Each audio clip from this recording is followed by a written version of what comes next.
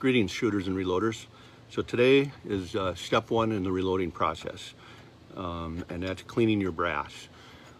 So you might look at your brass and say, well, it's not dirty, why do I need to clean it? Well, if you picked your brass up off the ground,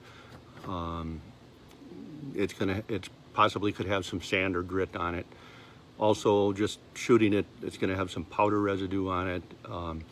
You don't want to run dirty brass through your resizing dies. You could scratch the inside of your dies.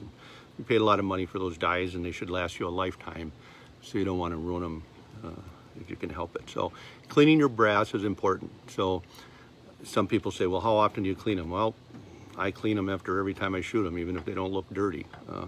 It doesn't cost you much of anything to run them through the cleaner. So there's three methods that I'm aware of for cleaning your brass. The first one that I use, and that's all I've ever used, is a vibratory tumbler. They're relatively inexpensive. I don't remember what I paid for mine. I'm going to just guess off the top of my head and say they're somewhere in the $125 or $30 range, maybe. I haven't looked at them in a long time, but in 40 years of reloading, I'm on my second vibratory tumbler, so I think that they hold up pretty well. It does a pretty good job. There's another method called ultrasonic. I've never used that. I have no experience with that. The only thing I've heard some people say is that the capacity, they can't get enough cases in there to clean at one time. Maybe there's bigger ones available that'll hold more. I don't know, but I don't have any experience with those. The other type that I don't have any experience with either, but the one that I'm thinking about switching to and trying, is wet tumbling.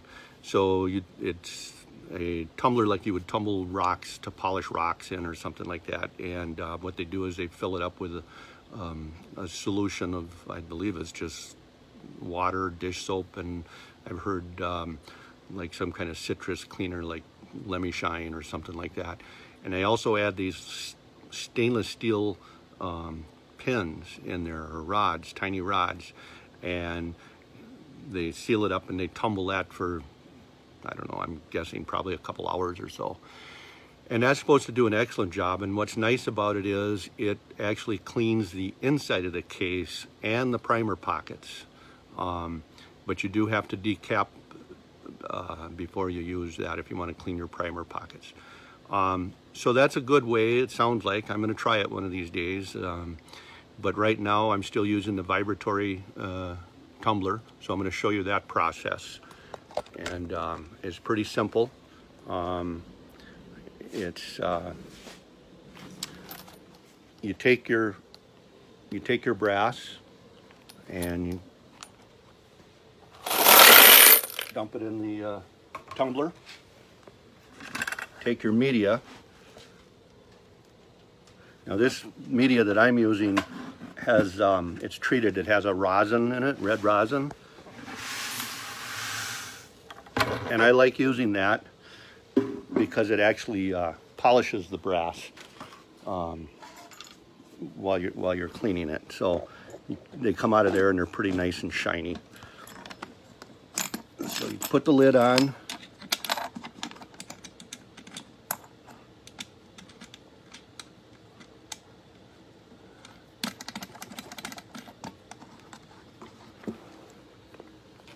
I got to do this one-handed here. Plug it in. Come on.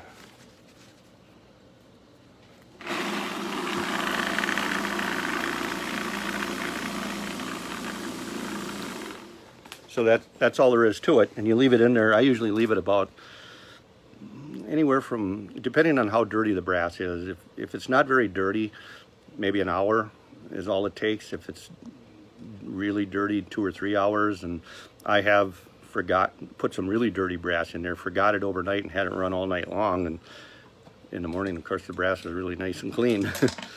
I'm not sure how good that is for your tumbler, but like I said, I'm only on my second tumbler in 40 years, so that's not too bad. So once it's been in there long enough, and you look at them and you think, okay, they're clean enough, then you're going to want to have a bucket. and a strainer. So then I take my tumbler, dump it in there. Hard to do with one hand.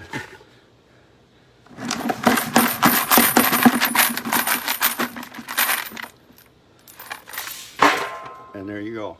Your brass should be nice and clean after that. So that's really all there is to cleaning your brass. That's a pretty simple method.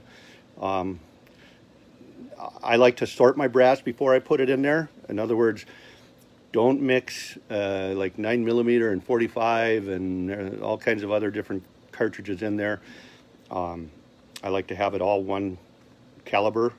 The reason for that is, for instance, 9mm will get wedged inside of a 45 ACP and you'll have a hard time getting it out. Usually it takes a pair of pliers. So it's easier just to separate them first and then run them all through there as one batch of one caliber. So that's all I have for now. So shoot straight, keep your powder dry. We'll see you at the range.